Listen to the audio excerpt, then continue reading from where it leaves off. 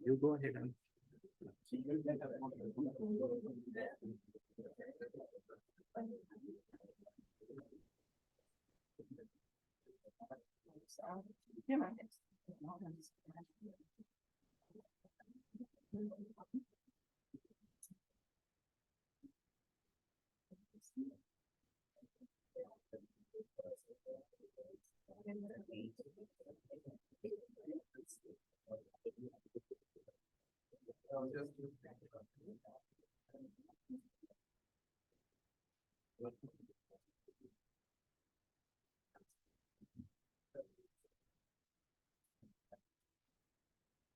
Good morning, everyone.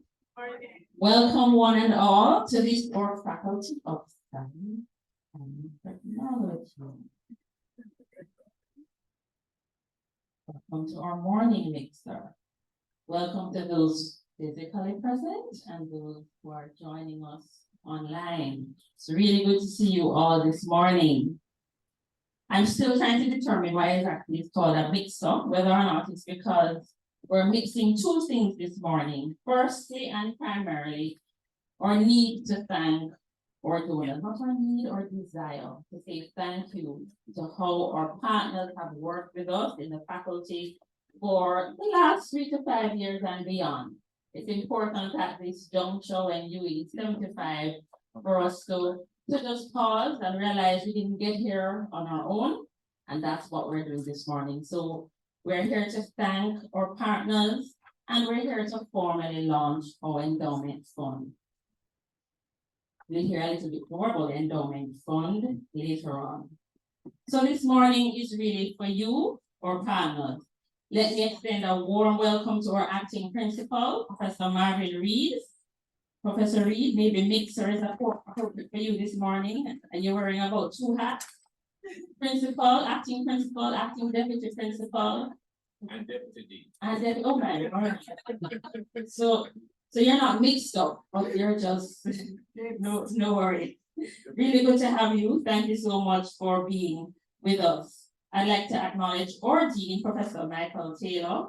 Prof, you might have to wait because not all our partners in the room or online may know who you are. So bear with us for some of the introductions. I'm not seeing a bursar or a registrar just now, but also want to say welcome to our student, Gilbert, Catherine Lloyd. She's with us this morning. And special welcome to our keynote speaker this morning, Professor John Paul Clark, who is Professor of Aerospace Engineering and Engineering Mechanics at the University of Texas at Austin. I'm happy to say he's Jamaican, and he's making great strides. And of course, being a Baptist, I could put in a plug into our Baptist school. Might be hard for us to miss it based on the tie he's wearing this morning. I want to say special welcome to Miss Joanna Williams, President and CEO of Provenwell. They're our partial sponsor for this morning's event. So welcome, Ms. Williams. Good to have you. Mr. Ainsley Henry, our conservator of forests, but he's really here this morning in his capacity as our newly minted FST Alumni Association president. So welcome, Mr. Henry. Really good to have you. Special welcome to the Chan family, and they'll be launching their endowment today. We have Mr. Robert Chan in the room with us. Good to have you, Mr. Chan. He flew in yesterday and he's flying out again this morning. So we have to get going. And we have Carolyn Chan online. Welcome, Carolyn. And probably your other sister as well. So really good to have the Chan family with us this morning. We'll be honoring their father, former dean and lecturer in natural products chemistry. But again, you'll hear later on a little bit more about that. I don't know if we have any of our regional partners online. We certainly had extended an invitation to CDB, SICRI, and a range of our other regional partners.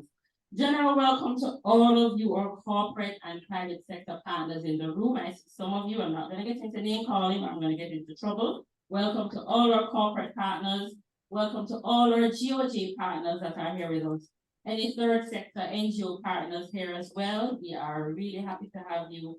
Fellow UE partners from other faculties, other departments and other faculties and regional office. Welcome, really good to have you. It certainly takes a community to care, and it's really good to see all of you.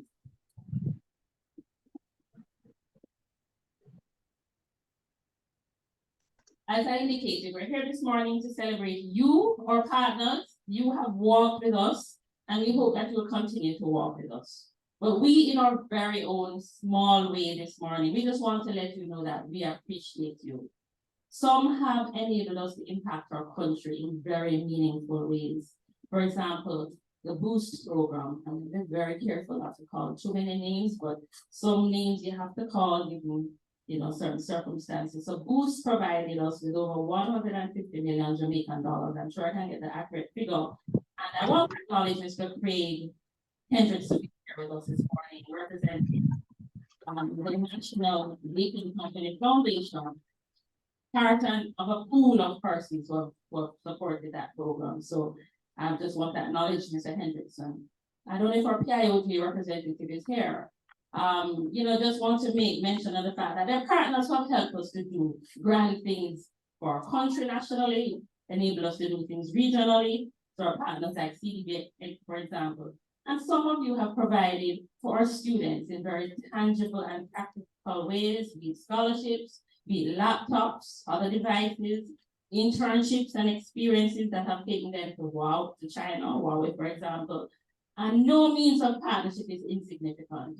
Some of us know in this room what happens when a semester is coming to an end, students have not paid their fees, they're about to sit exams and they're barred from doing exams because they haven't paid their fees.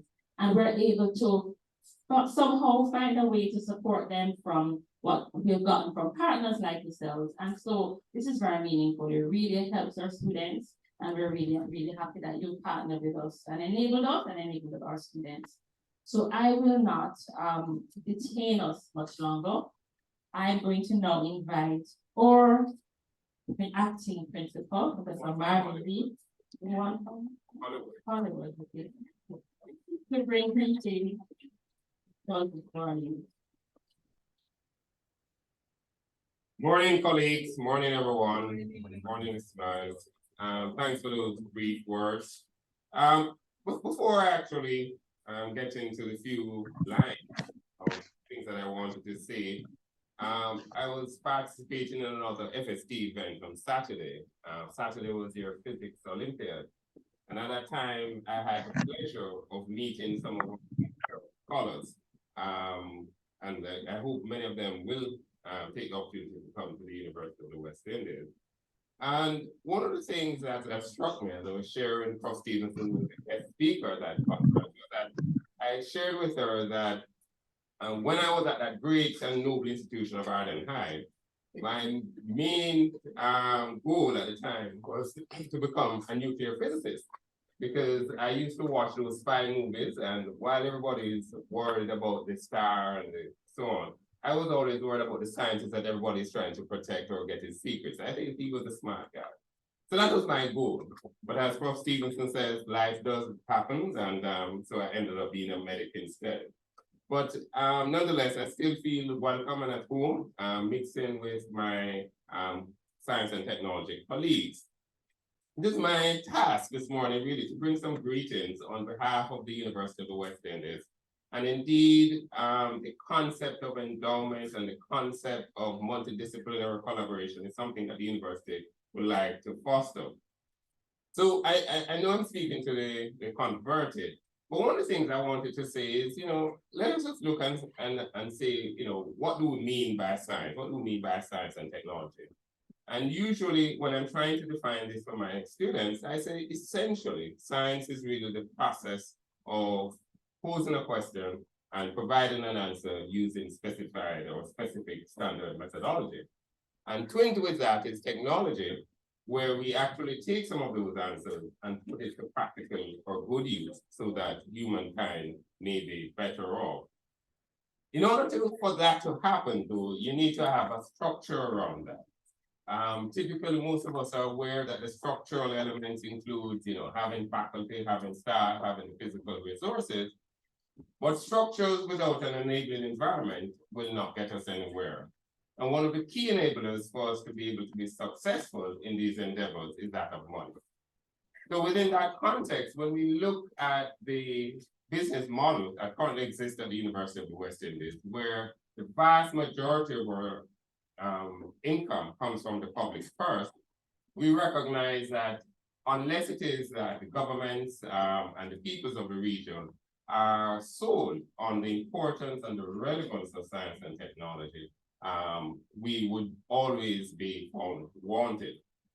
There are some signals that the message is reaching, and certainly the advocacy that this department and faculty has been engaged in has resulted in, to some extent, a shift, certainly at the primary school level, and the enrollment in the science and technology faculty continues to be relatively robust and strong. So the remaining partner that we really need to encourage, considering that Jamaica, like many middle-income countries, lower middle-income countries, derived a lot of its income from more trading rather than direct capital investment and value-added sets of activities, is that for me, it's very good to see that FST has partnered with the private sector to for its work. And therefore, endowments, which generally will receive incomes or inflows through private sector involvement, alumni contributions, and other NGOs, are a needed component in the funding mix for any university to strive. So indeed, from a senior executive position viewpoint, we are very grateful and thankful that FST has taken the battle, so to speak, to try and create such an endowment fund, which I gather would be used to further scholarship within the faculty. And certainly is an action and activity that many of the other faculties will seek to follow. So ladies and gentlemen, I will not detain you much longer, but just to say that indeed we're quite pleased and thankful that FST has taken this initiative. And we also want to thank our private sector partners for coming on board to making this initiative a very useful and productive one. We look forward to the kind work that will be shared with us by Professor Don Paul. Ladies and gentlemen, thank you so much.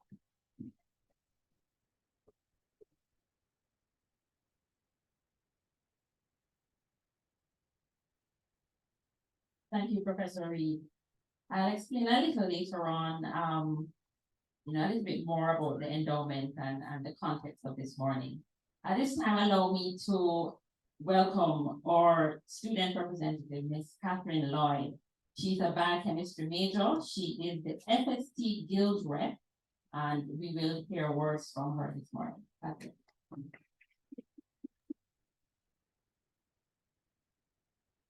Ladies, gentlemen, distinguished guests, all protocols having been observed, good morning. For the students of the Faculty of Science and Technology, this milestone is a momentous occasion that we are glad to delight in. The establishment of this fund will create paths for those with big dreams and great aspirations to reach for the stars, and will give our students an opportunity to achieve all that we know that they are capable of. The greatness that our faculty is known for, its scholarship, its research, its graduates, is only a portion, a fraction of the potential that is held within these great walls.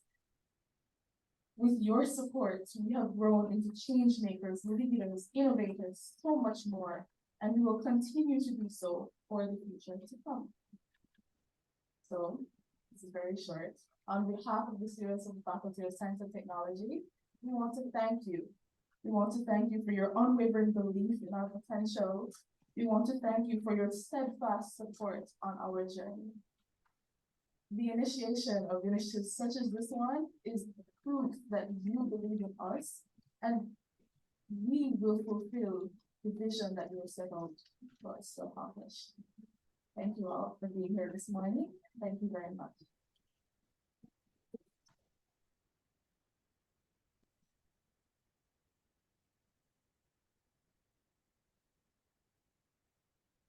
Thank you very much, Catherine. Very often we have an item and sometimes we think, oh, it's just to break up all the chatter. But sometimes an item helps to solidify our message. So I'm going to invite Mrs. Ella Neal at this time. We are hopeful that she will solidify our message this morning of our partnership. We'll hear from her.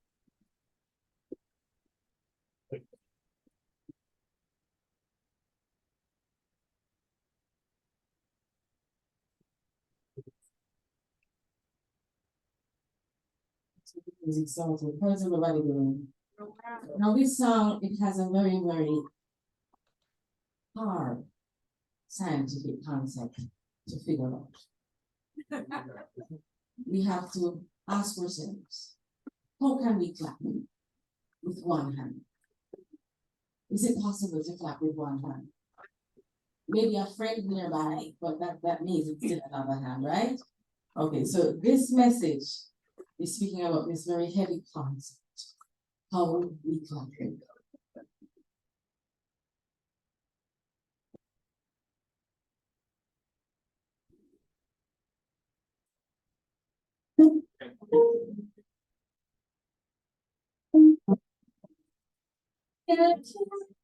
Say you're happy after one hand for me.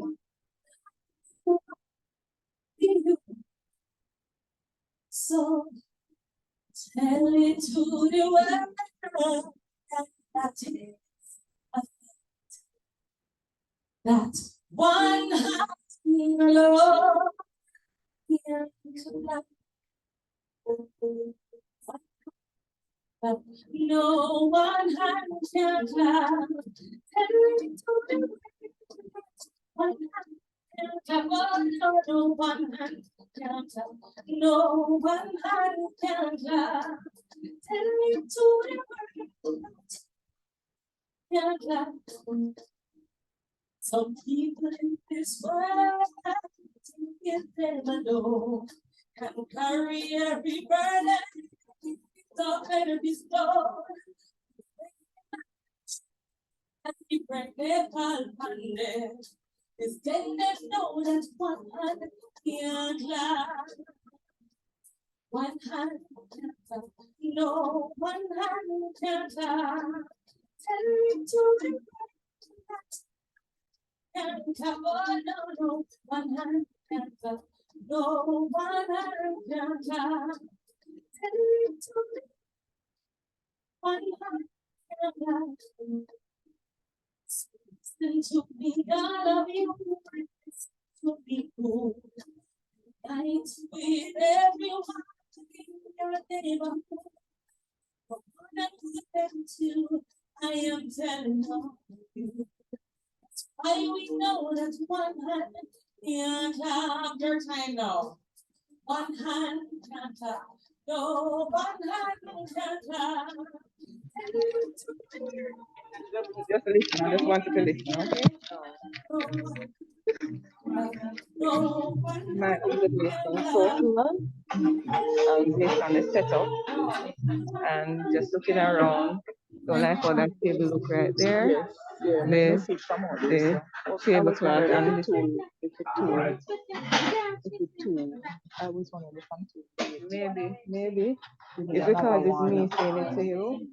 But that Alumni of the University of the West Indies. She spent a lot of time in this faculty, coming to the correlatives, although she belonged to another faculty. Thank you so much.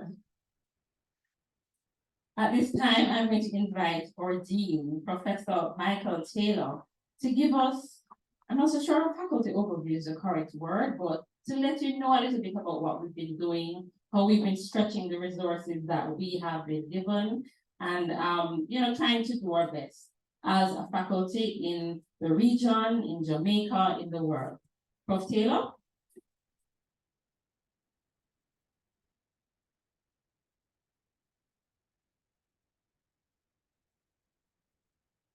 Good morning.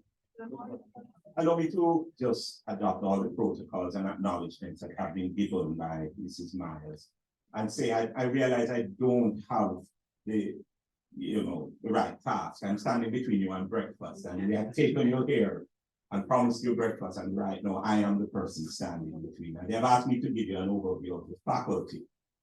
I'm going to try to be very brief, but why we think it is very important is that for many of you, you are our partners, and you partner on specific initiatives. But we never yet ever get a chance to tell you what the vision for the faculty is, and so that you see how your partnership is important in fitting in the vision. So if you just give me a few minutes and allow me to prevent you from eating breakfast for just a few minutes, and I assure you the breakfast is good. I'm not doing a good job by telling you how good the breakfast is. Allow me to just give you this quick overview of the faculty. Let's hope the technology works. All right. The truth is, we are on a journey as a Faculty of Science and Technology. And what I want to do this morning is quickly share with you that journey. I want to begin by quickly, presenting to you the context for this journey. And I'm going to be very quick. We know that due to a number of factors, today in Jamaica and the greater Caribbean, there's recognition of the urgency about the role that STEM can play in national development. So we've talked about this for a long time. STEM has a role to play in national development. I don't think there's ever a time when we can see this more than now. And this is due to a number of things that have happened. You go from the COVID pandemic and the proliferation of AI to the things that we need within industry, etc. Now is the time for STEM to play its role in national development. We talk about this a lot, however, and that's what we do, we talk. And the truth is, if STEM is going to play this kind of role, then we need to right-size the science agenda for the country. What do I mean? We first have to reimagine science education. It cannot be science education as before. The truth is, we now have to put inspiring scientific pursuits on the table, find the mechanisms to inspire new scientists and allow them to do things. The truth is, we have to put in place new transformational science structures in our country, structures that will enable science to play this role. And then we have to allow for contextual science, which is enabling science for our society. That is what is needed in our country. If you agree with me, then, and that's the context, then what we have been doing for the past few years in our faculty is trying to fulfill this science agenda under what I would call an FST leads agenda. So what I'm going to quickly share with you, what do I mean by this FST leads as I give you this overview. Simply, we have embraced what we call our role as leaders in science and learning. We recognize that we are amongst the largest producers of Caribbean science stock in the region, and we have embraced this and we are trying to build it out. So we have 6 science departments, and we are strengthening those. Those represent the core disciplines. We have over 2,500 undergraduates and 300 graduate students in science. Annually, we graduate about 450. We are the replenishment of the science stock in Jamaica, and about 30 graduate degrees, including somewhere between 5 to 10 PhDs. But we also, in addition to the 6 core disciplines, are creating biotechnology there. centers and units. Our latest is the Caribbean Center for Research in Biosciences. We have centers for marine science, and we have the earthquake unit. Our role has to be leading in science learning, putting out the science stuff for the Caribbean region. And we recognize it. But it has to go more than that. We also, as a science faculty, have to respond to the science and technology training needs in our country.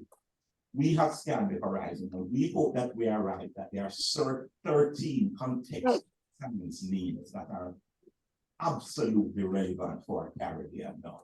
And these run from AI to renewable energy, risk management, cybersecurity, blue economy, terrestrial and biodiversity, natural products, radiation safety, STEM, agriculture, disaster risk reduction, EV, occupational safety. So what about the biotech? Those represent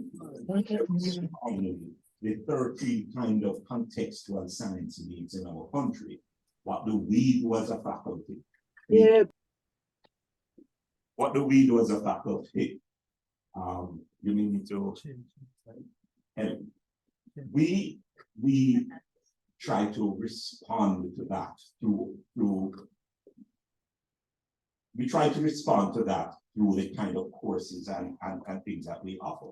So we offer 46 undergraduate majors and 22 minors, as well as 23 taught graduate programs and 31 research graduate programs. The only faculty to offer PhDs in certain areas, life sciences, chemistry, physics. And you will notice that we're constantly changing to meet the demands of society.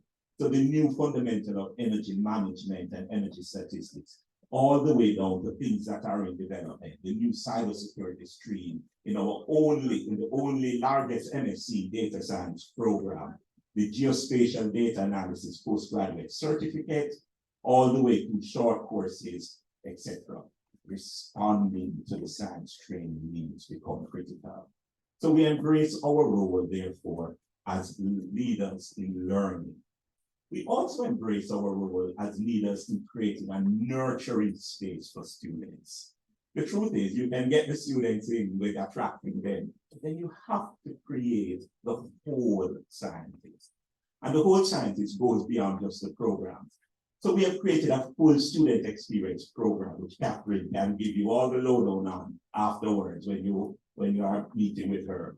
And we've created the FST experience program. So you must leave fulfilled, satisfied, and transformed. And that includes the total transformation, not just the scientific transformation. But critically, and where our partners are important, is that we have also ensured that you get hands-on science experience, and the internships that our partners offer become critical. And you see the range of internships and how important the partnerships are. One in particular I would like to single out is the UNESCO UE walking in her footsteps, recognizing how do we get female scientists to take their place in society.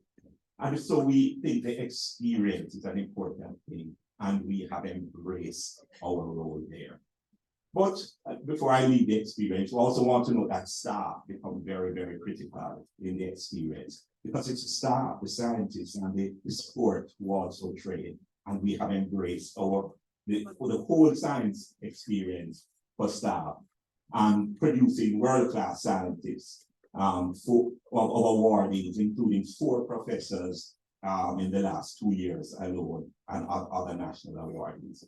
I am saying, as a science faculty, we have to lead on this right science agenda, and it means leading on the learning experience, doing the contextual science, but also leading on the experience and nurturing environment for scientists.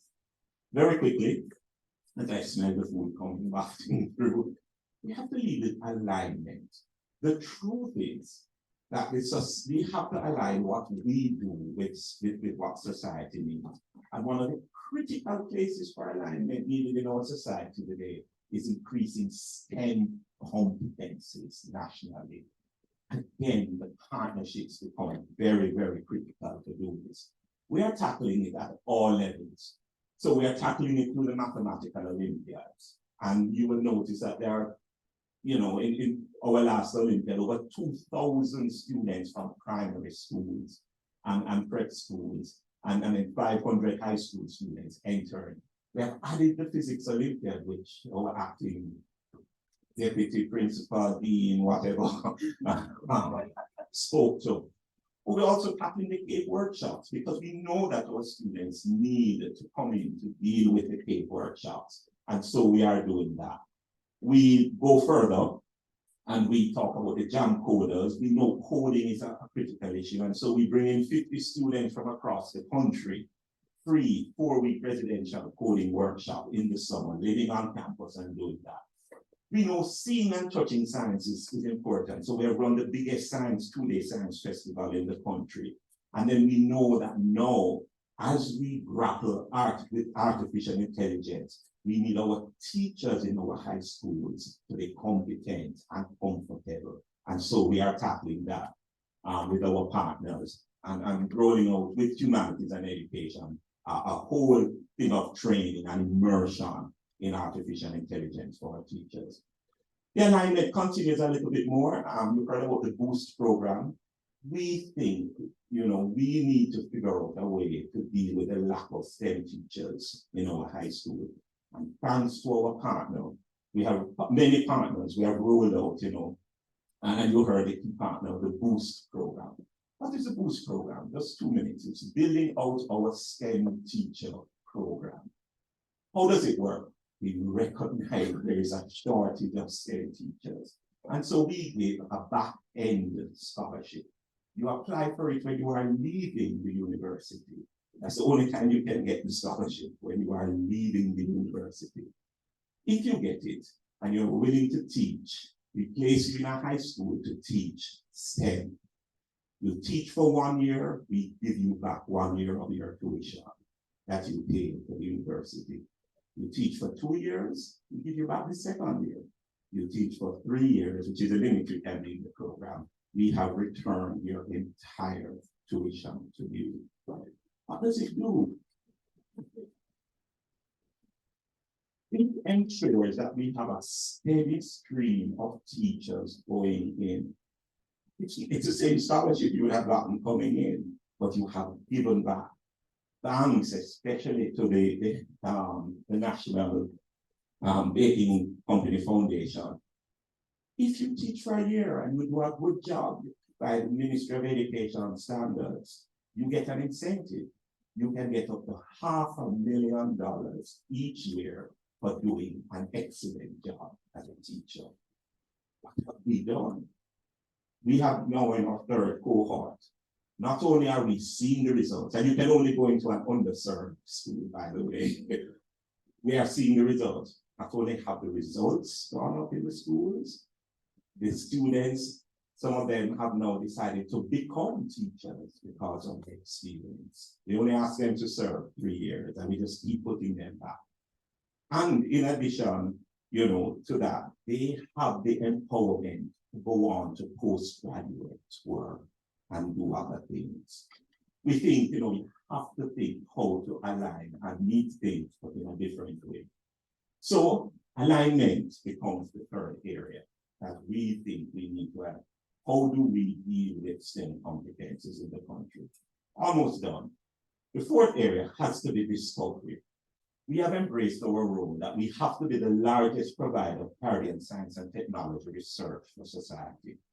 And so you will know that we just need Caribbean science to be out there to inspire. So we produce over 100 peer-reviewed publications in the highest ranked journals every year.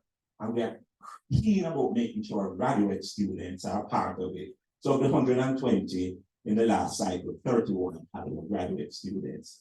But you can see we're tackling those contextual areas. And so our research grants run from climate resilient and sustainable energy all the way down to literacy tutors and crime prevention. Those are the critical science areas in those 13 areas, and we are setting out to tackle them. So we are making sure that the science, the Caribbean science, the science that people can relate to or people can relate to, is out there. We go a little further. We're trying to be a growing hub for science and technology, powering innovation. I had to choose a few. I've chosen some. The literacy tutor by Dr. Coy, that is changing how our students learn. Meshing the dialect with the English. He can explain it to you. See him over there. When the government needed a bushfire warning because of climate change, physics department developed it. The lifesavers whites, coming right out, born in our chemistry department. Life whites for feminine, for females that tell you when you are unwell. The anti-cancer remedies of our natural products, the software solutions, and one we're particularly proud of, the mangrove nurseries that the life sciences department. We have pioneered the mangrove replacement in Jamaica because mangroves become critical for climate resilience. And we now have the largest nurseries producing that. And then one we are very excited about, I gave it its own slide, is our new foray into quantum computing. Quantum computing, you know, represents a new frontier in science, where all areas of science are currently working in tandem to use quantum mechanical principles in the rapid transformation of information. Our own Peter Nelson is a member of a team which has just won a $5 million NSF grant for the development of quantum information science, including right here at the university. We know we have a role to be at the center of powering technology and innovation in Jamaica. Let me end with it. So we are dealing with this right agenda by leading in learning, experience, alignment, and discovery. But there's one more. The truth is, if we are going to really make the difference, we have to transform the science structures. So the processes, the structures that are in place that enable science to be done. We cannot do science the same way. How are we doing it? First, just being a vehicle for discourse, putting in place new avenues to just talk science and talk science that is relevant for the country. We have now over 100 public engagement events per year, all free and all online. And we have put in place a professor speak so that the professors can explain their science. The science for today, so that everything that happens as a science element we discuss, all shook up. I guess you know what that relates to. Too hot to handle. To put in front of us our eminent scientists and who they are, who they were, and what they did, so that they inspire. We have pioneered the Forecast Conference, about to have its second staging, which is all the science faculties across the Caribbean region, including our three, including UTEC, now including University of Ghana, and we provide a space, a conference space, to talk science, Caribbean contextual science. And then, of course, we are doing science on social media. And I know all of you are on our Instagram followers. Just nod your head and say yes. Our YouTube followers and our Facebook followers. And we have grown from 0 to over 3,000 in just about 2 years. Please, if you're not there, please like us immediately. All right. But one of the things we had to do was put in place the structures to make science visible. But beyond the structures to make science visible, we also have been putting in place structures to make analytics and ideas exploration possible. Choosing a few again, we're talking about the new irradiation lab that is going over iSense. Why? Because we need that to make ideas possible. We're talking about the net zero building that we are renovating with a hub of renewable energy and EV. We're talking about Secret, our latest entity Caribbean Center for Research in Innovation and the Biosciences, agriculture, biotechnology, natural products, ethnobiology, castor, mushrooms, smart agriculture, indigenous cannabis. That's the emphasis. We're talking about Sparks. We have the largest supercomputer in the English-speaking Caribbean. We are dealing with Sparks version 2 now, so that it can deal with the data processing. The water research lab in the Department of Chemistry being built up by Dr. Debbie. She's there. Wave your hand, Debbie. Just wave your hand. And then, of course, our faculty computing lab, Daniel, is over there. Why are these things important? If you put them in place, you are putting the enablers in place for good science to be done. And so they are important. Coming to an end, but we need some other enablers. We need a space to engage scientists and scientific solutions, and we are building out Philly Science. We're going to be the largest database, a central hub for Jamaican science data and research. And it is where we are going to have virtual exchange between the private sector and the faculty, where the private sector can say, this is my problem, and we use the virtual space to link you with a solution. These are some of the structures we need. We also, of course, need a space for upskilling, and we're building out MATS, the Mona Academy of Science and Technology. The truth is, this is the age of upskilling and new skilling. You don't need to come and do a degree, but we need to have the short courses available in all the areas of expertise. So you can't see, but I put up 3, the Better Processing Control School, Donna, raise your hand. Climate Literacy for All, which is running now. Please sign up for it, free online MOOC. All these with climate change from the small island perspective.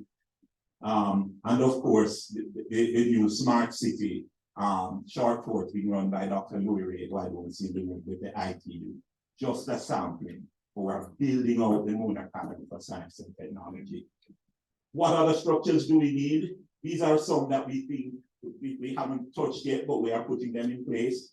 There has to be a place in Jamaica where somebody can see a science icon. We can see a sporting icon at the arena. We can see Merlin Notty and Usain Bolt. Where do you go in Jamaica to see a cultural piece that depicts the culture of Jamaican original science? We want that. When we're looking on the whole sixth form program, the STEM starter program, why do we shunt our students and decide that they must go in certain fields? Why not expose them to the breadth of STEM before they make the decision? And you run down the thing. Testing and analytics, the ideas lab, boost version 2, which gives access to any student. And so money should no longer be a problem to come to university. And then, of course, last one, we need structures for sustainable science. And that's what the FST Endowment Fund is. How do we ensure that all of what we put in does not die? That's the FST Endowment Fund. So that's our approach to the right science. It's FST leads, learning, experience, alignment, discovery, and structures. Really and truly, if I sum it up, our mandate is we are becoming the go-to place for science. We are leveraging what we have, the core scientific disciplines, the 100 full-time sciences, over 100 undergraduate and postgraduate programs, the national STEM programs, the easy interdisciplinary linkages across the campus, the 75 years of science culture. And we are saying FST is becoming the go-to place for science, education, training, research, and solutions. Colleagues, friends, that's why we value your partnership. And this presentation was simply to show you how you fit into where we are going and where we are taking our country. Thank you very much. I'm sorry for holding up.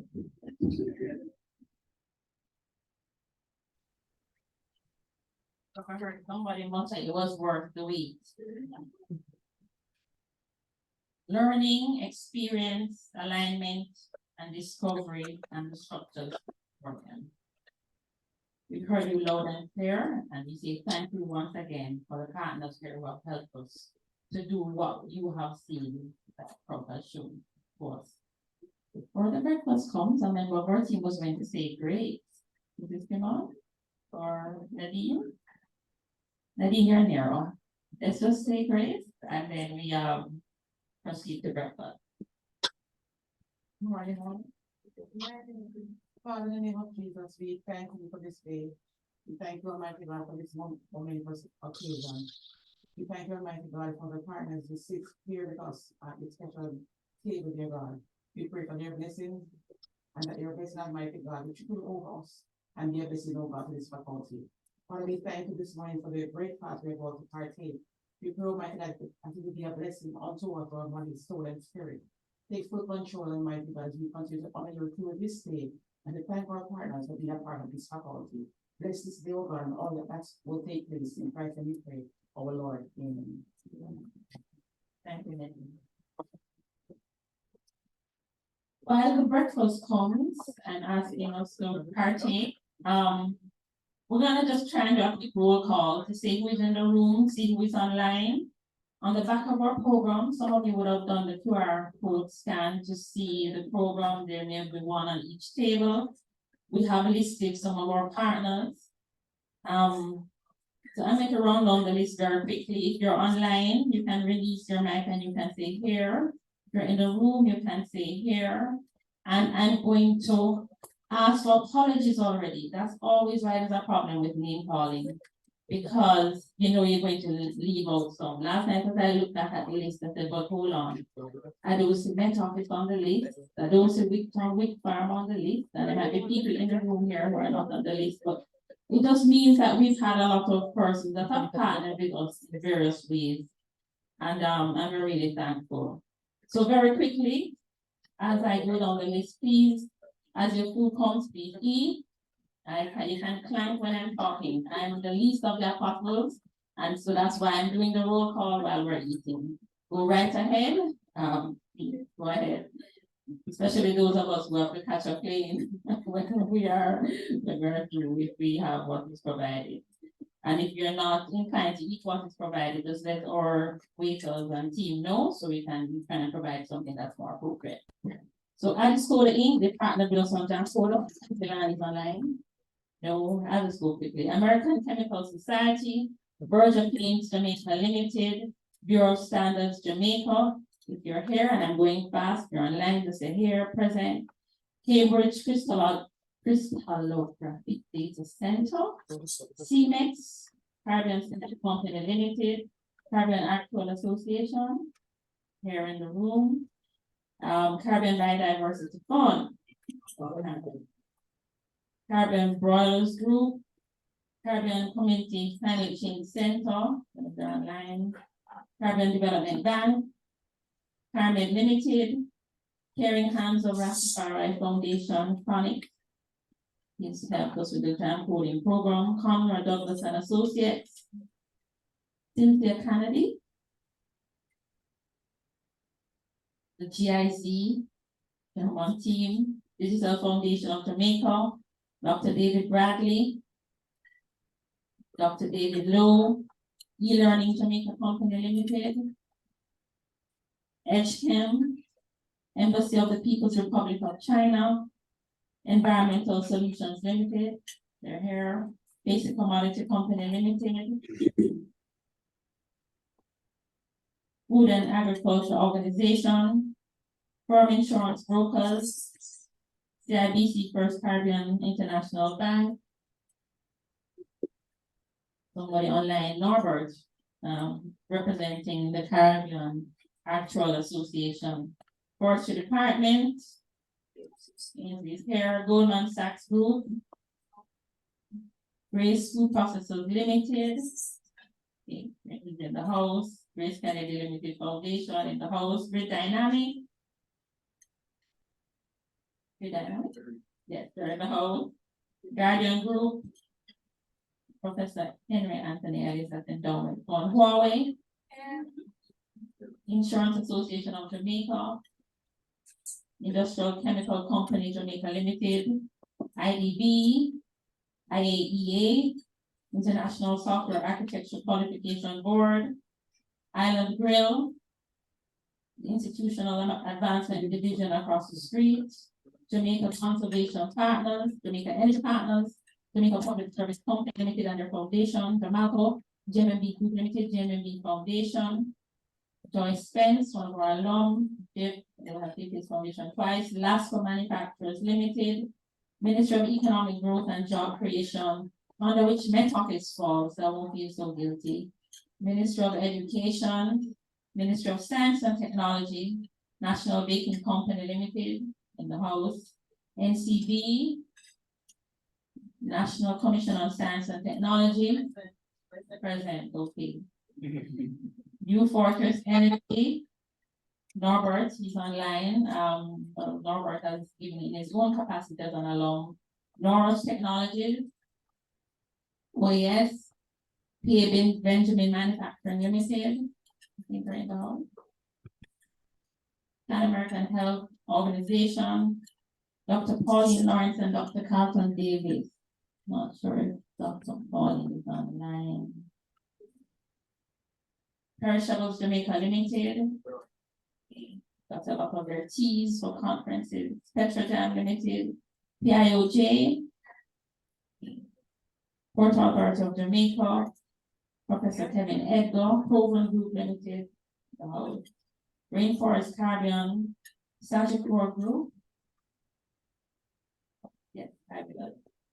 SRC, Scotia Group Jamaica Limited, separate group of companies we're winding down. Sherwin-Williams Jamaica Limited, Spectrum Management Authority, Star Apple Analytics, Jamaica National Group, NCB Foundation, Think and Change, Think and Change is here, Tourism Enhancement Fund, I said that we're gonna call, not seeing them, UNDP, UNESCO, Universal Service Fund, University of Texas at Austin.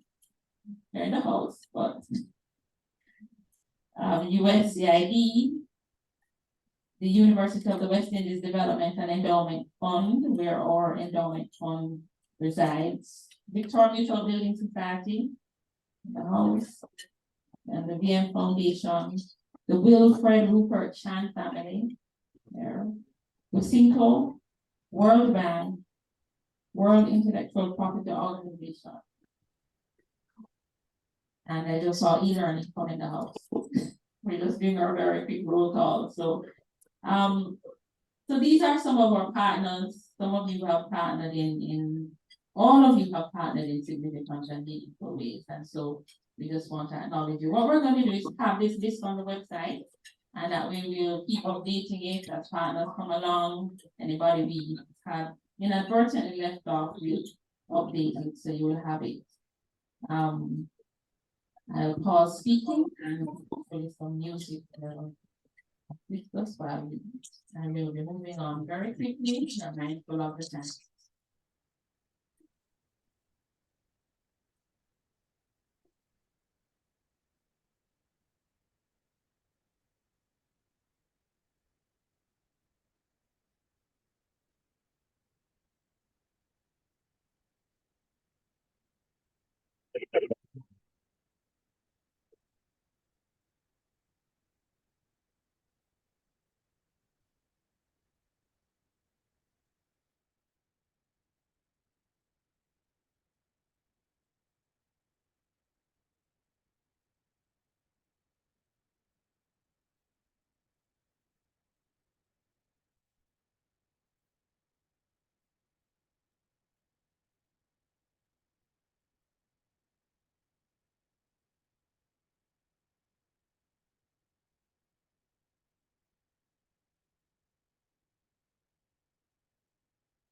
But for when people are trying to, you're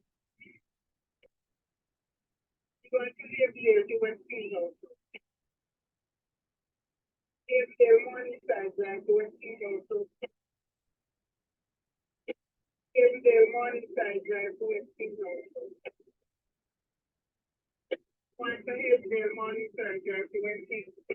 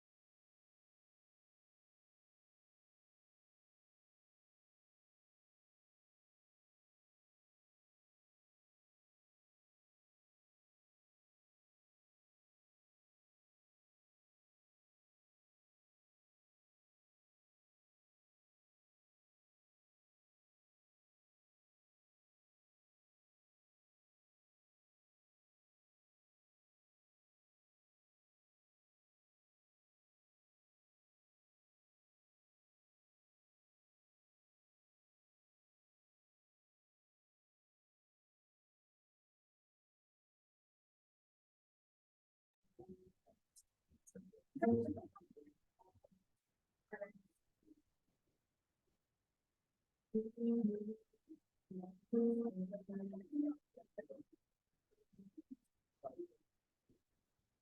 I'm mindful that sometimes it's not helpful to have someone speaking while we're eating. But I know we will do our best to use our utensils quietly, because we want to get you out of here in good time. So I'm going to invite Mr. Ainsley Henry, or FST Alumni President of our executive, to come and introduce our guest presenter, and then we'll hear from our presenter.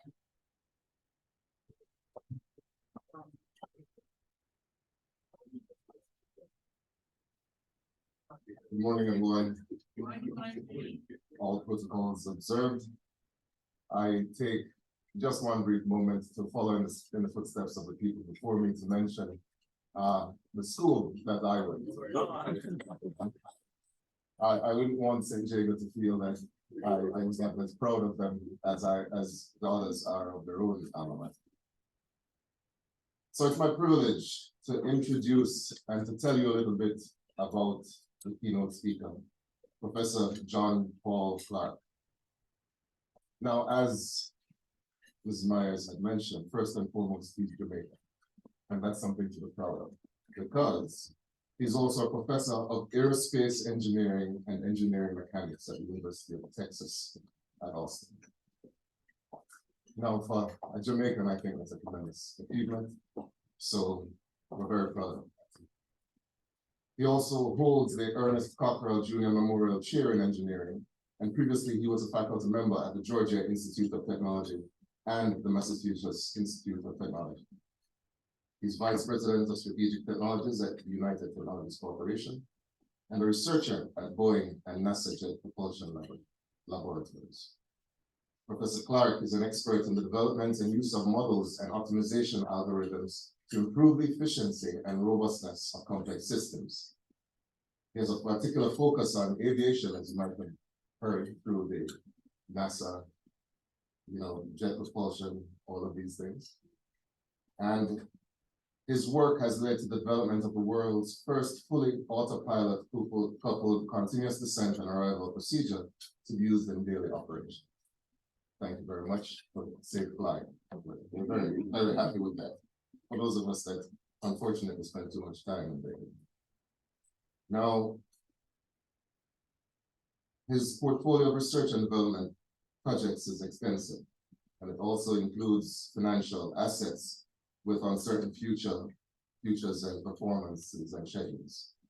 Now, throughout his academic career, Professor Clark has consulted extensively and co-founded multiple companies. His two most recent companies are Pace Revenue Management, a London-based company that utilizes state-of-the-art machine learning algorithms, and Universal Hydrogen, a company dedicated to the decarbonization of aviation. A small island developing states, especially now as we're in the time of COP28, I'm sure the importance of decarbonization is clear to everyone. In addition to being the deputy chair of the board of directors for Cayman Airways, he's also a member of the board of directors of Universal Hydrogen, Proven Investments Limited, and Indigo Insurance. Now, obviously, with all of that, he must have gone to school a few places. And I see that he has degrees from MIT. He's a fellow of the American Institute of Aeronautics and Astronautics and Royal Aeronautics Society, so on and so forth. It goes on and on. A well-accomplished gentleman, as you can imagine. Now, it is my privilege, therefore, to welcome him to the podium to address us on the topic Science, Academia, and Industry Beyond 2023. Where should we be?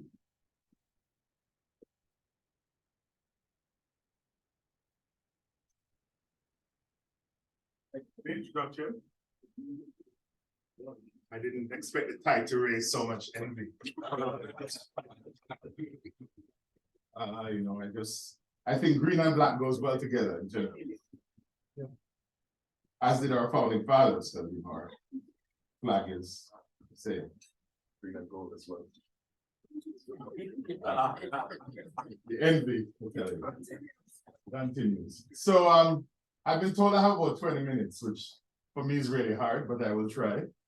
I have a good example from my colleague before me who gave a very interesting presentation in very short time, which is very good in general. So I love that. So I'll try to follow suit, Prof. Taylor. So I've been asked to talk about science, academia, and industry, and beyond 2023. And I thought I'd start by sharing the view which I think a vast majority of people in the Caribbean share of academia, or have of academia, and many in industry, obviously not the ones in the room today, but many have of the ivory tower, which is, we're just here to study what's going on. You folks outside are there to do, right? Further, that ivory tower, they have this perception of us thinking, oh, that stuff out there might be shaking our foundations if we get too close, right? And I will tell you this, as I was growing up, this was a view that I think many held. I think that's changing, and I actually was very enthused by your presentation, Professor Taylor, about the efforts that are happening in the faculty to bridge that gap. And I will build on that a little bit in my presentation. So what happens now? That was the dated view of the past.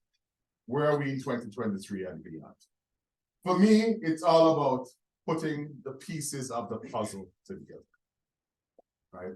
It's all about partnership, and we talked about partnership. I will add right now that one area that I would love to see added to your leads is entrepreneurship. Because for me, that's a key part of the partnership, and I'll talk a little bit more. And so for me, if we're going to talk about partnership, we have to start by looking at the cultures of the parties involved. And from the academic or university side, you know, we have high-minded public missions, at least that's what we tell ourselves. And on the industry side, ideally, we're thinking about shareholder value. Lucky for me, I'm on the board of the proven group, so I have to think about both. You know, in my academic job, and I'm on the board of proven for all of those who are investors. But make sure that we're thinking about your shareholder value. On the university side, we're thinking about publications. We heard about the many publications and all the students, and the basic research, and the curiosity being the driver, and creating knowledge. All the things that we have been brought up and told, that is our mission. And on the industry side, it's shareholder value, revenue. You know, I want stuff that I can use now. I want stuff that I can put into products, right? I have a need. I'm going to add value, and by basically through the products that I provide. But in the middle, there's some common values. We're all thinking about creating societal values. We're all thinking about our brand and our reputation. I'd say the UE brand is quite strong. We're thinking about research because we know we need to figure out what we don't know. We're all thinking about how we can use science, and more we're thinking about that, and how we can develop technologies, and how we can create patents, and how we can do. And I think this is becoming more so. I mean, industry is always about tackling big problems, but I think it's more so in academia these days that we're thinking about tackling big problems. In the US, the day of the single investigator, one graduate student grant is going the way of the dodo. You have to actually be thinking about collaborative research, cross-disciplinary research. So I think the timing for collaborations is right, because we are all driving towards creating common societal values, but we're also all starting more and more to think about how do we tackle big problems.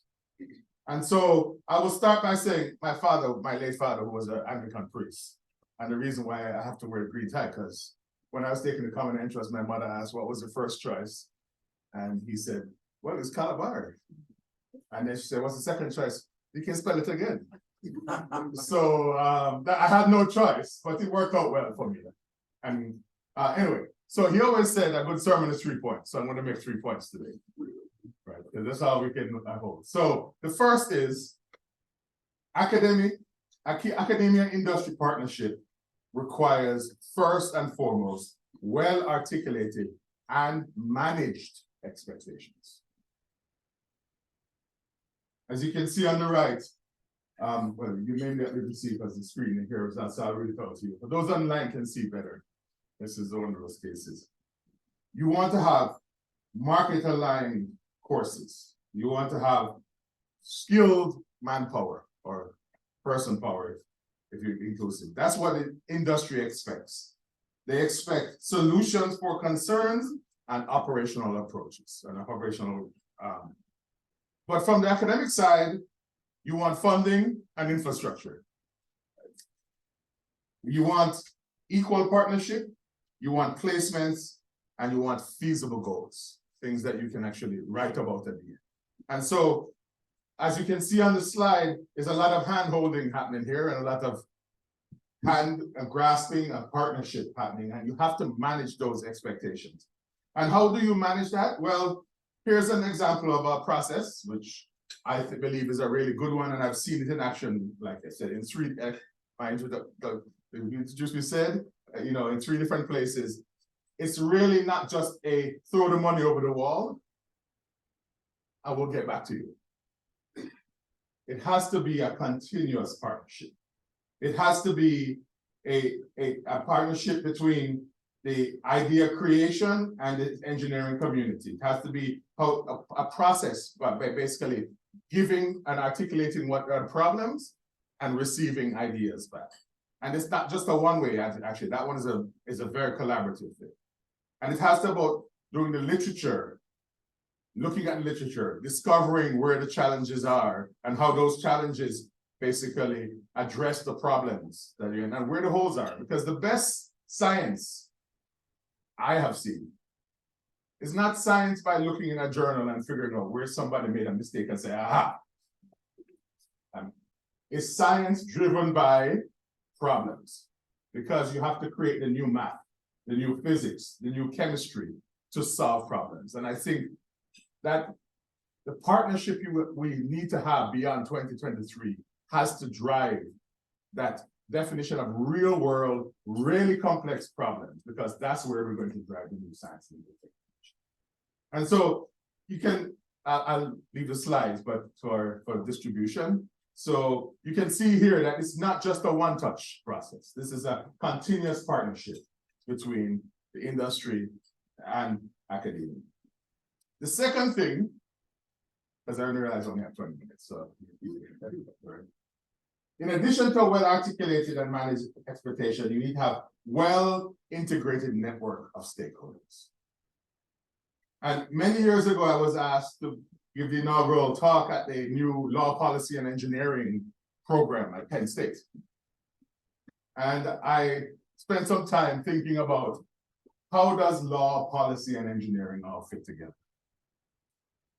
And it dawned on me after a while that good policy requires rigorous assessment of societal needs, the shortcomings of prior laws, and the possible solutions afforded by engineering.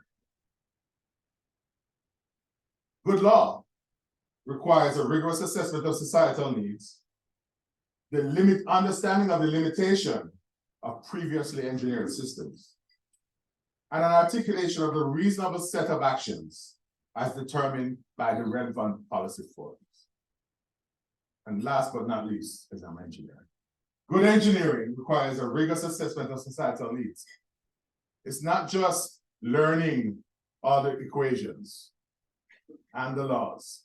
It's also understanding how these products are going to be used, the positives and the negatives, the environmental impacts, right? All of these things have to be understood. You have to understand the desired outcomes and what desired policy outcomes are. And of course, you have to understand required laws. And that's why we train our engineers and we take a PE exam, because they have to make sure that they understand all the rules and regulations that they have to do. And on the right of this chart, I have a little thing that shows you that basically engineering defines the possible. Policy defines the reasonable. And law defines the required. And they all work together in a basically iterative ecosystem. So I took the title to heart. And I tried to put academia, industry, and science together around the loop, but it didn't quite work. But I did put science at the center.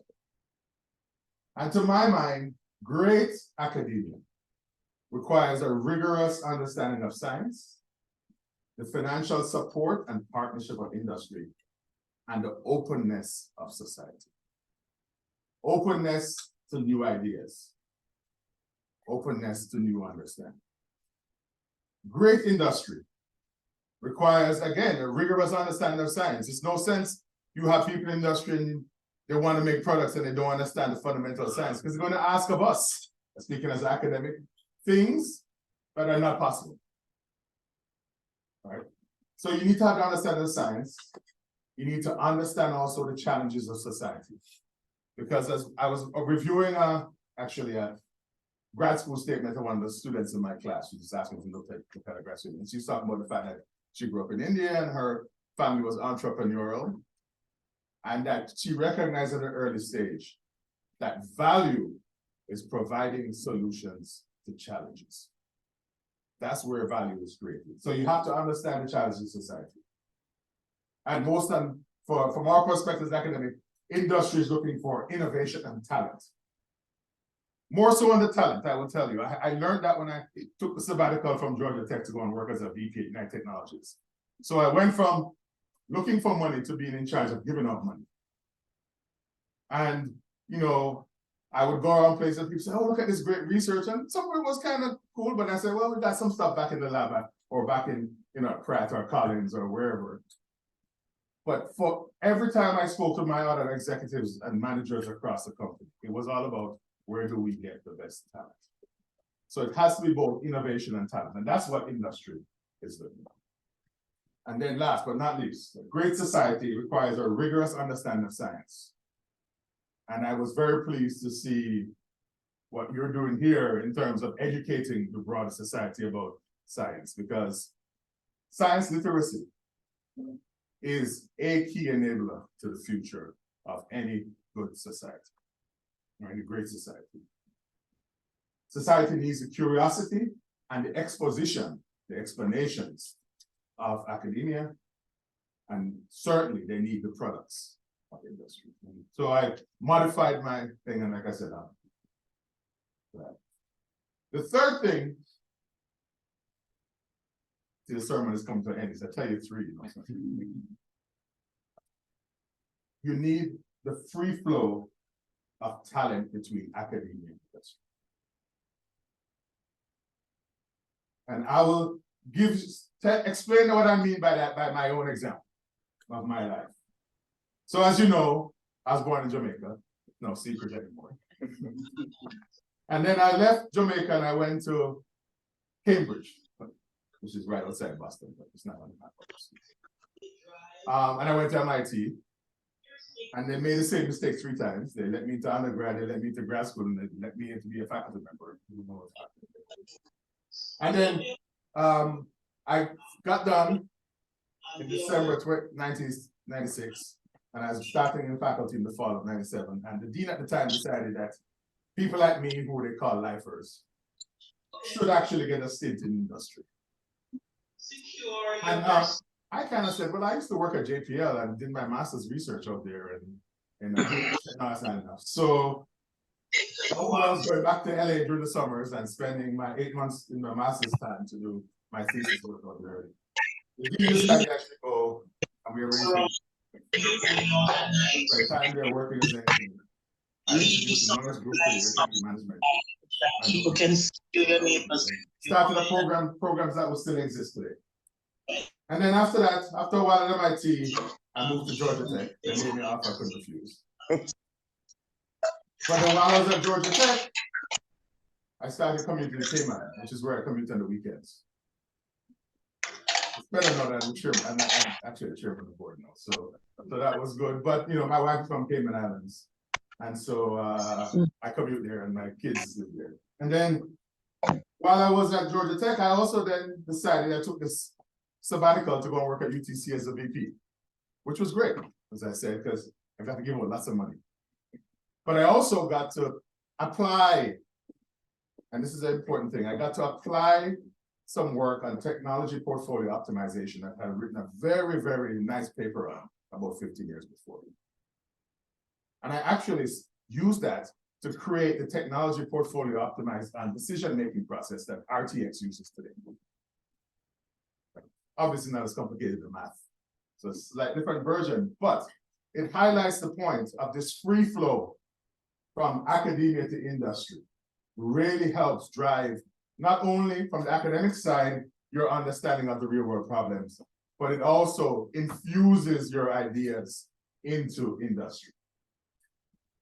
And I got back to Georgia Tech. Well, on the process of going back to Georgia Tech, UT Austin made me an offer I definitely couldn't refuse. And I'm still commuting to Cayman. But along the way, I started a few companies, and I just want to talk about the two that we had in introduction. The one is Pace Revenue Management, right? And this is what my plug for entrepreneurship. I had a random idea one night after dinner in London with an old friend of mine from MIT, half Jamaican, half Trinidad, about how do you estimate the underlying Poisson function when you have very low number of observances. So I said, well, I started writing a paper, and I was like, well, why am I writing a paper? Because, I'm going to write one paper in a statistics journal. That'd be great. But this is an idea that has legs. We could start a company. And so we started the company in 2015, we got sold last year. Right? And so this is an example of how, again, thinking and changing the mindset about how you partner with industry and the free flow can make a difference. And then my current company that I'm on is Universal Hydrogen. Again, this is another dinner conversation. So best conversation. I think we need to sponsor more dinners and with the suitable beverages. So this was a post-dinner conversation in New York. My former student, who was my boss at United Technologies, he was CTO, and two others, all four of us were at dinner. They were thinking, what am I going to do with my life now that they've left RTX and we left RTX? And I was like, look, I'm not giving up the academic job. That's what I love. So we started thinking, how could we change aviation and green aviation? And we said hydrogen. And then we started thinking, the big obstacle is you can work on new PEM electrodes or, for fuel cells and electrolyzers, and that's fine. But to really get it to work, you need a way to, basically get the hydrogen from where you can produce it cheaply, next to a wind farm or hydroelectric farm, to where you need it, inside an airplane or inside a car. So there's always learning and standing on the shoulders of giants. You ever stop to think why there are Exxon, or what Exxon, Texaco, Shell, Total service stations? Because the oil companies had to build up their own distribution network. Took many years and equivalent of trillions and trillions of dollars to get it done. Back in those days, they had huge excess profits, so they were all good. Not so much, well, some days, yes, these days. But the point I'm making is, you have to solve the system problems. And again, this is a case where the experience of being both in academia and industry really helped to think about the system problems. And so that led us to think about how do we come up with modular hydrogen solutions, which look like, literally become equivalent to hydrogen batteries. You fill at 3 cents a kilowatt hour or 1 cent when you're practically given the electricity away in the middle of the night, and move it by intermodal freight transportation and drop it in an airplane, the equivalent of a battery. So we're in a Series C round right now, but last year we raised 85 million. And we went from dinner the first flight of our modified airplane in less than 3 years. Everybody thought it would never get done. Right, and we've gotten our G1 paper and started our certification process for our airplane. So again, industry academic partnership, really key. So I'll stop here and I will pause and answer the big question, which is why are we here? And why an endowment? And you've heard about all the good things. But I will tell you from my time at Boeing again, and people don't know what they really need. Academics don't know what they really need. Industry doesn't know what they really need. And I learned that from my time at Boeing because I realized that Boeing had an airline scheduling. They had a group looking at every aspect of the airline industry, and they actually were as good as the folks were in the airline.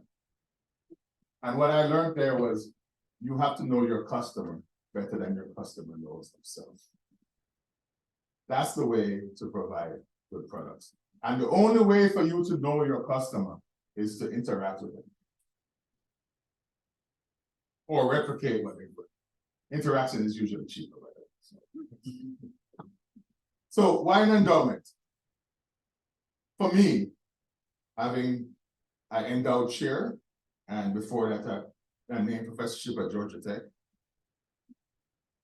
I always say an endowment provides academics, as in me, with the freedom and the resources that we need to work on the things and develop the talent that an industry needs. And most importantly, doesn't know it will need. Right? And that is a key thing. Right? So some of the work I'm doing now, I took advantage of that great UT Austin offer to say, hey, I'm getting all this money to do us, restarting a new place. Do you really want to get into I'm going to write a response to the BAA from this funding agency, which is what somebody else thinks we need. Versus looking yourself and saying, I think we need this. And some of the stuff that we're doing now, people are just saying, oh, we just published a paper on an idea that was buried in Appendix D in my thesis from 1996, right? It's just that I said, I'm going to take the time to explore this idea. We published the paper, huge reaction. We basically took noise, we took risk, we took privacy constraints on the ground, and we used ray tracing and reciprocity to create the equivalent of a terrain. So the problem of trying to figure out how to route eVTOLs and UAVs so that they don't fly over your house in the backyard, or they don't make noise when you want to do this at this hour of the day, that becomes a terrain avoidance problem. We've combined all the entities into one problem. If I was going to go and get money from that from industry or from a funding agency, I would have to spend a huge amount of time trying to sell the idea. And then writing a a response, waiting for reviews, etc. Endowment allows us to be creative, to think ahead of the game and not to be rent seekers, but not to be price takers, but rent setters, right? And so I say to you, all of our partners, you partners in the room, that's what you get for the endowment. And the students who think differently because they're able and freed up to work on some of these interesting and challenging things. That's what an endowment does for you. And that's all I have to say for this morning. Thank you very much for having me.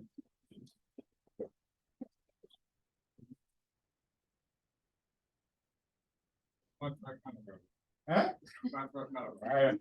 That must have been good then.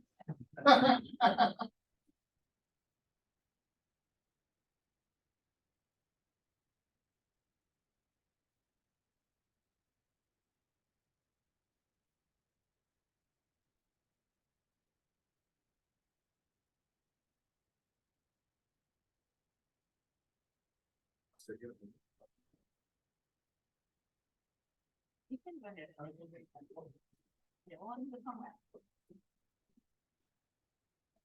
Good morning, everyone. My name is Luana Williams, and I am President and CEO of Proven Wealth Limited here in Jamaica and the Bahamas. And I have been given the privilege of bringing the vote of thanks to Professor Clark on his delivery here today. So I just want to say, Professor Clark, thank you so much for the delivery. And it really highlighted to me the connection between academia and industry. To be truthful, when I was invited to speak, I wasn't sure what to expect, right? So I'm not used to this side of the, I'm used to the other side. We were talking about financial statements and balance sheets and profit and all of that, right?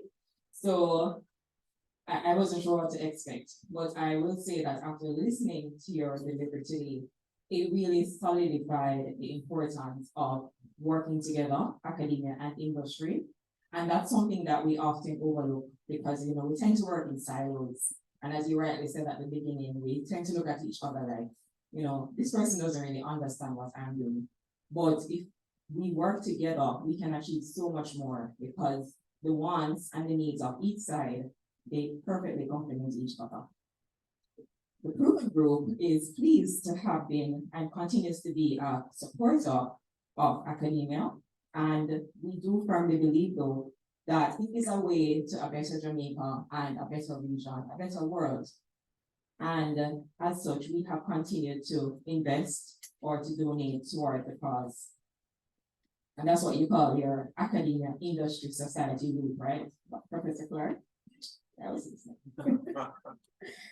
We do realize too that the UE continues to be a landmark in support of this vision through its various faculties, and it contributes to the development of our most important resource, our people. Myself being. Your quote, endowment provides academics with the freedom and resources they need to work on the things and develop the talent that the industry needs and doesn't know it will need. That could not be any more true. And we know that endowment funds have long proved to be a sustainable and stable source of funding for universities globally. And I'm very happy to see and to say on behalf of the Proven Group that we're now seeing the UA adapting this model. And we will continue, and we're very pleased to be a part of this monumental occasion. Once again, on behalf of everyone present here, I thank you for your delivery, and we will continue to support you and you.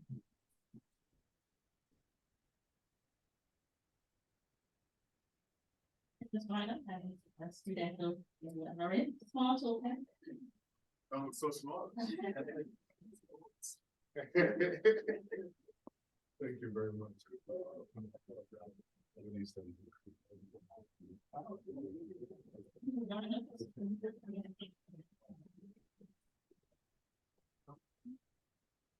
Back up you much.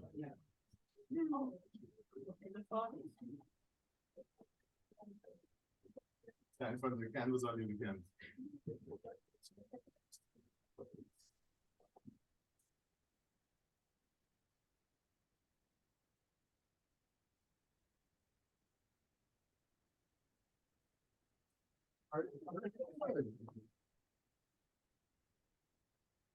Thank you.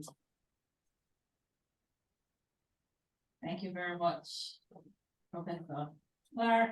Thank you very much, Luana, and thank you, Catherine. We're going to move very quickly along. I'm going to invite Dr. Andre Coyne. He's our Associate Dean of External Affairs, External Engagement for the faculty. We've been saying partnerships are important, and so we have a dean that's set apart to help to strengthen the partnerships that we have. Andre?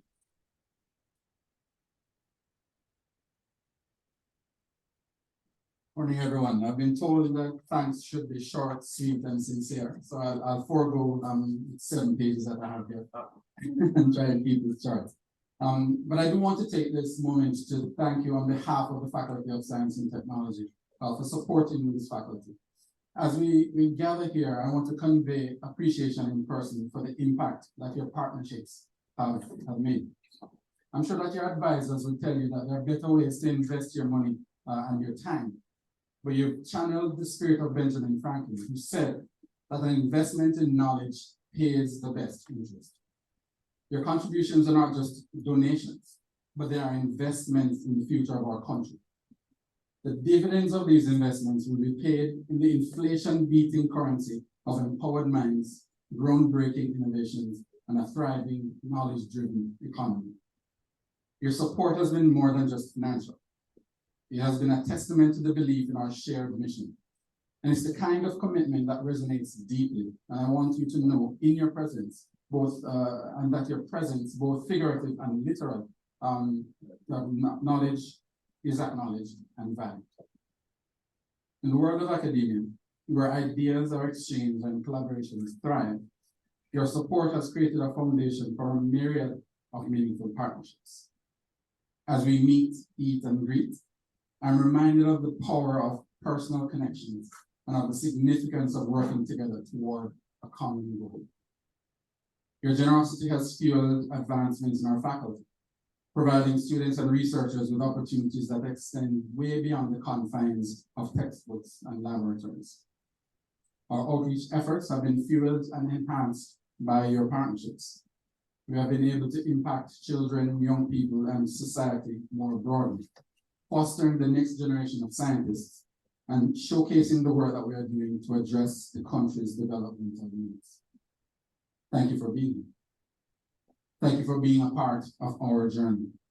And thank you for contributing to the growth and success of the Faculty of Science and Technology. In the spirit of Franklin, let's continue to invest in the future of education, the future of our young people, the future of our nation. We look forward to the continued partnerships as we continue to shape the future together. Thank you. Thank you, Dr. Coy. Just want to invite very quickly the partners that we have identified, just to say some expressions on your behalf very quickly. So Mr. Sujit Boswell from Grace Kennedy Foundation, and you'll be followed swiftly by our representative from the Planning Institute of Jamaica.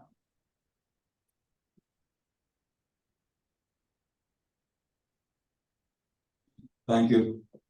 Good morning, everyone. I'm wearing green and black, but it doesn't represent Calabar nor St. Diego. It's representing Jamaica. I am a proud graduate of the University of the West Indies Mona campus. I'm actually a two-time graduate. My undergraduate degree, as well as my postgraduate degrees, are both from this great institution. Ladies and gentlemen, thank you for having me here at this critical event being hosted by the Faculty of Science and Technology.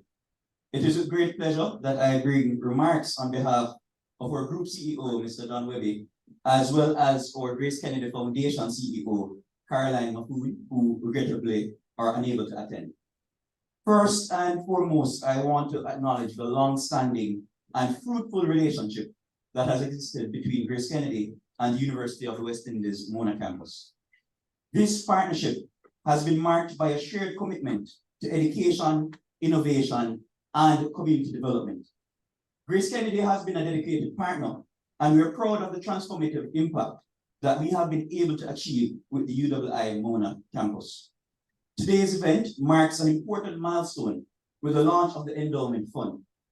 This initiative underscores the enduring commitment to investing in the future of education and research. With the establishment of this fund, financial support is not only being provided, but it also paves the way for groundbreaking discoveries, innovation, and for nurturing the minds of the future leaders in the field of science and technology.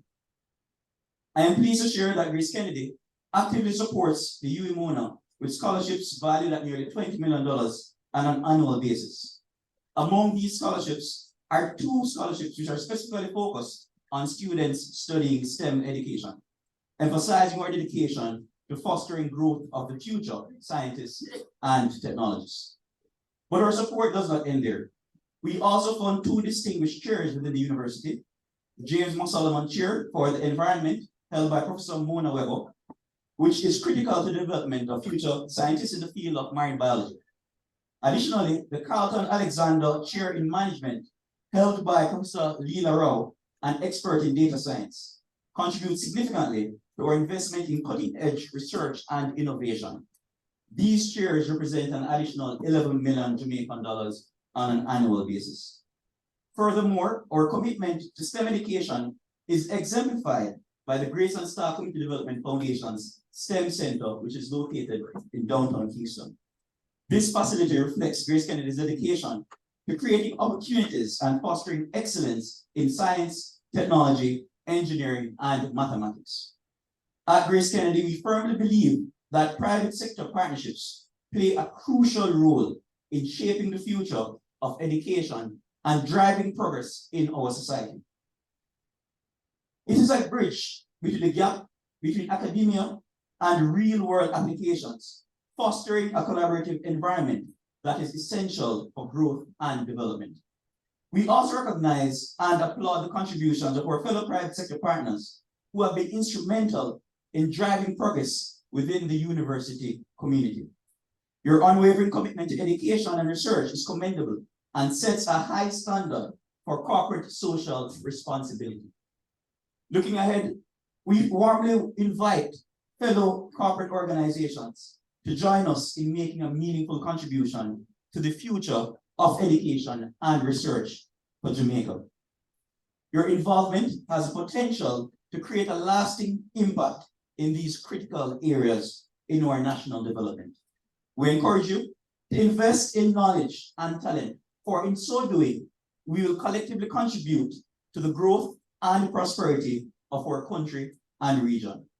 In closing, I want to express our deepest gratitude to the University of the West Indies Mona campus, the Faculty of Science and Technology, and all our partners for your unwavering support. Together, we are creating a brighter future, one where innovation, education, and research can flourish. Thank you, and I want to wish you a very great day and a Merry Christmas to you all. Thank you very much.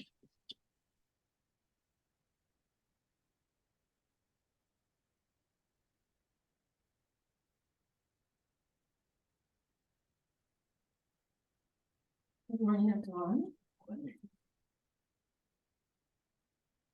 My name is Farah Hans-Murray, and I will be representing the GOG partners. So let me begin by extending apologies on behalf of Dr. Wayne Henry, Director General of the Planning Institute of Jamaica, who is unable to attend today due to a previous engagement. I'm honored to express words of thanks on his behalf and on behalf of GOG partners at this donor appreciation event and launch of the Faculty of Science and Technology Endowment Fund. Adopt as my own the sentiment expressed in the quote by A. Ventura and M. Waite from the university's website. It is the quality of scientific information and critical thinking that a country applies to education and employment of graduates, decision-making, production, and environmental protection that makes the difference in how far our country will progress in its quest for socio-economic success. These words echo the purpose of our being here today. Research and development are crucial activities necessary for national development. Our universities and research institutions have accomplished a great deal, but as a small island developing state, we still have much work to do to advance our development. In this regard, science, technology, and innovation plays a critical role in fostering economic and social development. It is cross-cutting as it serves all four goals of the Vision 2030 Jamaica, covering the economic, social, and environmental pillars of sustainable development. I want to acknowledge the role the entire UWI has played as a partner to the PIOG, in particular in helping to advance policies and programs towards social protection, poverty reduction, climate change adaptation and mitigation, environmental management, the growth agenda, and population and migration. The university is often our first port of call on critical technical, socioeconomic, and environmental issues. As the policy landscape widens to anticipate and respond to new demands and challenges PIOJ and the wider public service will depend on the UWI to play an increasing role of thought leader and innovator. I want to stress the importance of the faculty in using research and development to open new frontiers to the private sector and encourage continued foresight backed by demonstration of applicability in areas such as digitalization, biotechnology, and engineering. We fully endorse the drive of the faculty to be the go-to place for science knowledge, research, and solutions, and look forward to actualization of imperatives. We are aware that we could not be here without the funds so graciously provided by our donors. And for that, on behalf of the Government of Jamaica partners, I would like to express our heartfelt thanks to this Sustainable Science Initiative, which provides support to fund this. I get another receipt there. My receipt. And Oh. the Government of Jamaica is pleased to partner with the UWI in its quest for excellence in education and research that has a major influence on national development. We are committed to playing our part in supporting the achievement of the goals of this initiative, and by extension, that of the vision of our National Development Plan to make Jamaica the place of choice to live, work, raise families, and do business.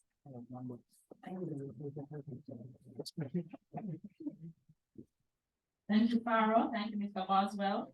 My takeaway from that, you said UAE is becoming the go-to place and is your go-to place as GOJ. And we trust the same will happen for private sector, that you will think of us first to help you with your solutions. Very quickly, I want us to move into our launch of endowment section. Let me just explain very quickly why we opted to do both things at the same time. This was not a ploy to bring you here to say thank you and then let you know we have responded. Notice we have not been asking our partners. Today we're thanking you. We wanted, as a faculty, to mark both these events during the year when UWI was 75. As you can tell, we're winding down to the end of the year. And we had to be strategic. So we said, let's do both at the same time. And so that's largely why they're being done together. And so we're thankful that you are a part of this process and with us here today. The endowment will allow us to be more responsive to some of the needs of our students, of our faculty, of research in general, and support it through equipment acquisition, conference attendance, publishing papers, and a myriad of things. Let me just explain a little bit about the endowment. So it has never been formally launched. It was started, I should have got my dates correctly. It was started a few years ago, sometime after 2017 and around 2018, 2019. And a lot of what is seeding the endowment now, it has a small amount of around 2.6 million Jamaican. And a lot of what is seeding that, we have been receiving salary deductions from our staff members, and that has served to build the endowment to where it is today, largely that. And there was one partner in the faculty who set up a fund in the honor of his parents, and so that is kind of held within the ambit of our faculty endowment fund. That's the David Bradley Enid and David Bradley Fund. So that is what, and that fund has been matched with funding support from ISEM. So that's kind of the base of our fund now, and we're certainly hoping to grow it, and you'll hear more about it in time. I think I've heard that the fund management is happening out of COVID because we're working with the University Development and Endowment Fund. We didn't go elsewhere, we're just working with the framework that we have already. For any students that Savvy for NCDs in the room or VM, we just set up an endowment where you are as well. But just letting you know that it has started, but we're certainly open to major needs. I'm going to invite our acting principal to say a few words at this time. He can join us at the table or symbolic table. We have some candles that will represent, you know, the lighting of our primary endowment fund, and we have some supporting funds. So, Principal Reed. All right, so I promise to be very, very, very short and brief. And all I will say at this point in time is that on behalf of the University of the West Indies, we want to congratulate again Faculty of Science and Technology for this initiative. And it's indeed my pleasure on behalf of the university to actually symbolically mark the launch of this particular endowment fund. And I'm told that there's a little physics button on the hair, and I just need to press to symbolize the launch. All right? And it works. All right? So congratulations.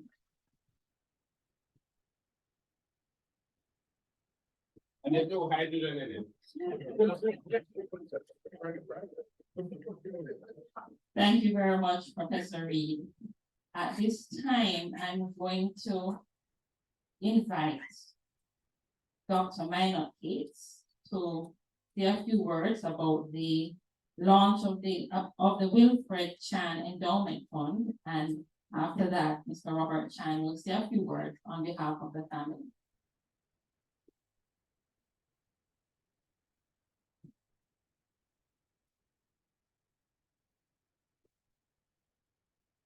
Good morning, friends, distinguished guests all. It has always been an honor to speak about Professor Wilfred Rupert Chan. Let me explain. Professor Chan was the PhD supervisor of my PhD supervisor, so I'm his academic granddaughter. Who is Wilfred Chan? Guyanese by birth, he attended this university on an open scholarship and came in with the first set of science students in 1949. He graduated from this faculty with his Bachelor of Science degree, his Master of Science degree, and his PhD. He was the first graduate of this university to graduate with a PhD in 1957. After that, he went and did a postdoctoral fellowship with the renowned Nobel laureate in chemistry, Derek Barton, and then returned to take up an academic position here. His area of research was natural products chemistry, and in fact, he is considered by many to be the father of natural products chemistry in the region. His PhD student, Professor Baldwin Mutu, was the first graduate of the renamed University of the West Indies, the first PhD graduate. So we can see that Professor Chan has a long and distinguished association, not just with the faculty, but with the university.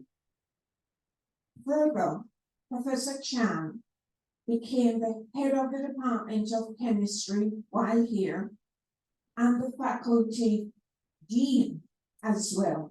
So he was strong in administration and definitely represented well. But he did not stay at the Mona campus. He went on to the St. Augustine campus, where he then became the head of the chemistry department there, and also dean of the Faculty of Natural Sciences.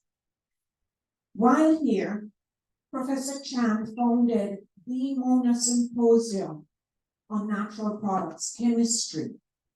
The very first one was held in 1966.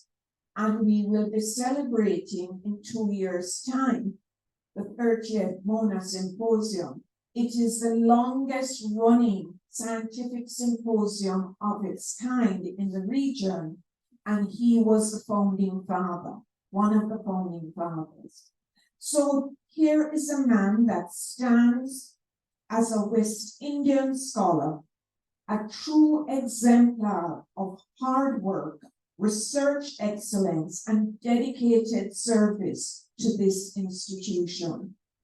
who better to celebrate in our 75th year than Professor Emeritus Wilfred R. Chan, CD, a true West Indian man.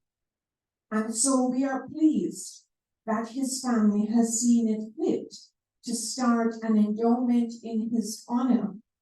And this endowment will be in support of 2 graduate scholarships, of course, in what area but natural products chemistry, which is where he excelled. So we will have the Wilfred R. Chan Award of Excellence for Research in Natural Products Chemistry, intended to stimulate interest in the field and to facilitate career development of awardees in this area. This donation is intended to cover 20 awards of US $2,500 each to be given annually. The second scholarship is in support of traveling to international conferences because he believed that our students needed to be able to present their work internationally and to interact and collaborate with international researchers. So the Wilfred R. Chan International Conference Travel Award will be donated to foster international identity with and collaboration in the field of natural products chemistry and will cover travel and conference expenses for overseas conferences. And this, of course, is in the area of natural products chemistry. Again, the donation will cover 20 such awards to be given annually of 1,000 US each. And so, ladies and gentlemen, I invite his son, Robert Chan, to join me at the podium to just put into perspective Willie the man, because that's how I knew him, not as just as my academic grandfather, but as Willie. Robert.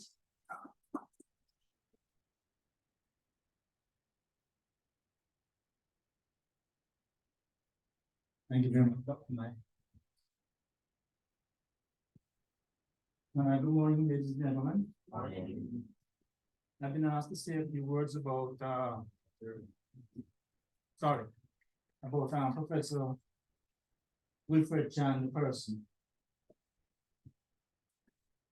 Firstly, I'd like to say that he was a humble man who sought neither awards nor reward for his work.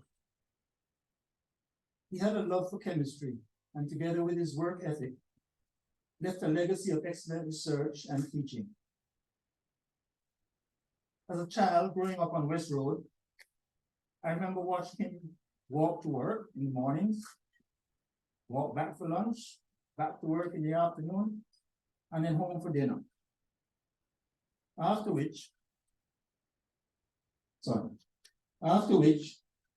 he would either sit on the veranda reading his tetrahedron letters or go back to the lab. And that's what he did day in, day out, year after year. As a child, I couldn't understand why anyone worked so hard. Finally, years later, it dawned on me that he wasn't working, just doing what he loved. Daddy had 2 families. He had us and what we called his chemistry family, because they were always at our house. The students who he took under his wing and nurtured and built professional and lifelong relationships with, from his first, who was Professor Baldwin Mutu, to his last, who was the late Professor Winston Tinto. In the early days of Natural Products Symposium, which he was one of the starters, as Dr. Minot mentioned, the mixer was always at our house. So we had the opportunity to meet visiting chemists and their families. But most importantly, so did his students. who've had to rub shoulders with chemists from around the world. A few of them stuck in my mind, such as Stuart McLean, who was famous for eating raw, whole Scotch bonnets, and Professor Nakamichi from Japan, who did magic tricks for the kids and was the first person to eat, I ever saw, eat a raw sea egg out in 19.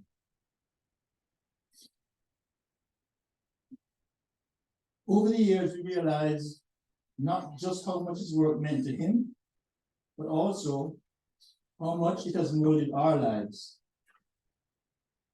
It has taken us about 6 years of on and off discussions with Department of Chemistry stalwarts such as Dr. Roy Porter and Professor Paul Rees to decide on how best to honor his memory and legacy of hard work and commitment to excellence. For the Chan family, it is our honor and privilege to make this endowment to the Faculty of Science and Technology in his memory. Thank you.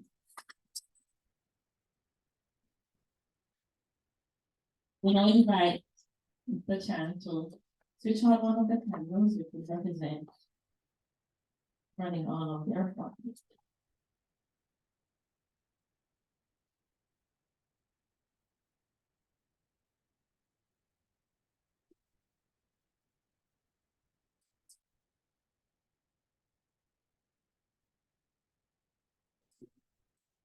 Thank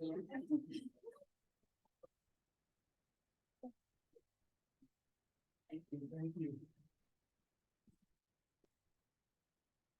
Dr. Kennedy, I just invite you to switch on these others that reflect and represent, some other funds we have going that are parallel to, so that Pauline Lawrence and David and Enid Bradley and Henry Ellis fund as well. So we just want to mark those this morning. Thank you very much. We had Suzanne and Caroline online. They're both siblings of Robert Chan. So thank you very much.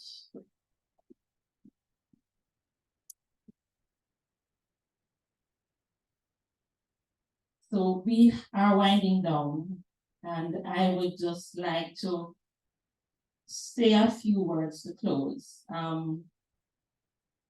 Professor Clark, you mentioned the whole matter of entrepreneurship. Our chair of you is entrepreneurial committee, Professor Daniel Core. I saw him online. So we do have a committee, and we do have, some of that in train. And certainly, we're building on that at the university. I just want to thank you. Thank you for coming. Thank you for agreeing to come all the way to Jamaica to speak to us and address us this morning. We're truly, truly grateful. So thank you again. I want to thank anybody who had a role to play in our program this morning, our acting principal, who I think just left, anyone who shared in any way, or Dean.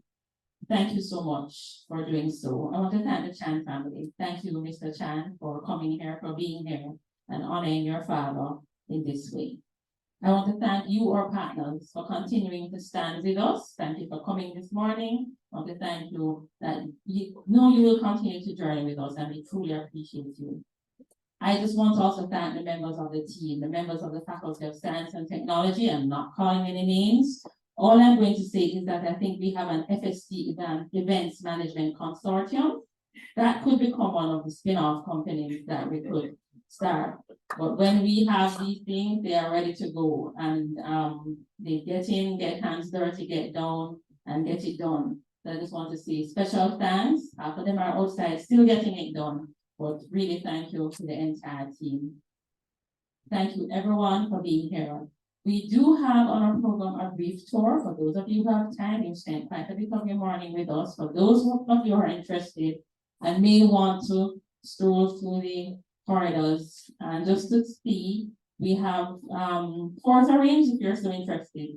Tours that could take you in the direction of computing, tours that can take you in the direction of chemistry. Dr. Maynard Cates is prepared to lead the tours going towards chemistry, and those for computing, Dr. Daniel Core will assist you.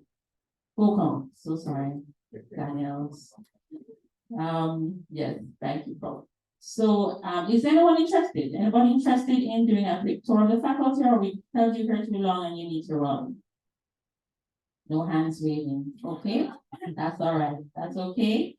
Thank you so much for being here, Dean. I don't know if you, I think, okay. Thank you, everyone.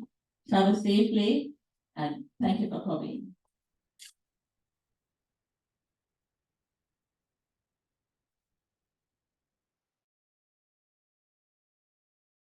Our visibility officer will not forgive us, so please just come to the front. Let's take a quick group picture, and then we can go.